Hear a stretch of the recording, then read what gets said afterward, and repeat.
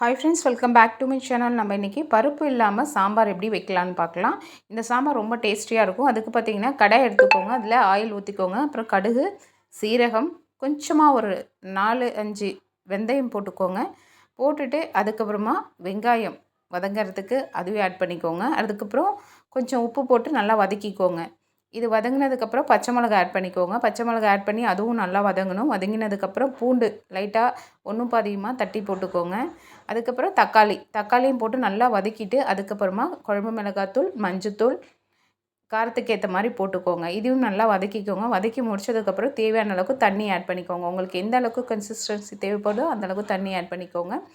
Add பண்ணி இதை நல்லா மூடி போட்டு கொதிக்க விடுங்க. கூடவே இன்னும் கொஞ்சம் சால்ட் எவ்வளோ தேவைப்படுதோ அதையும் ஆட் பண்ணிக்கோங்க. அவ்வளோதான்.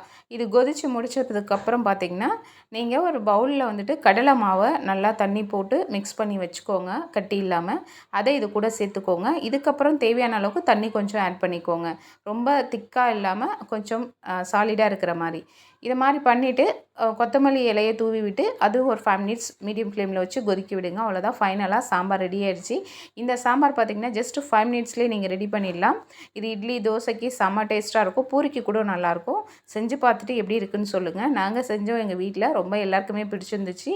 எங்கள் வீட்டில் இதுதான் மார்னிங் பிரேக்ஃபாஸ்ட்டாக இருந்துச்சு. இதை மாதிரி சுட சுட இட்லியை வச்சு அதில் மேலே ஃபுல்லாக வந்துட்டு முழுகிற மாதிரி இந்த சாம்பாரை ஊற்றிட்டு அதை வந்துட்டு இப்படி பிசைஞ்சு ஒரு வாயாக எடுத்து சாப்பிட்றப்ப இருக்குது பாருங்கள், அதில் இருக்க சுகமே சுகம்தான். அந்த அளவுக்கு டேஸ்ட்டாக இருந்தது. நீங்கள் எப்படி இருக்குன்னு சாப்பிட்டு பார்த்துட்டு எனக்கு கமெண்ட் பண்ணுங்கள். தேங்க்யூ, பாய்.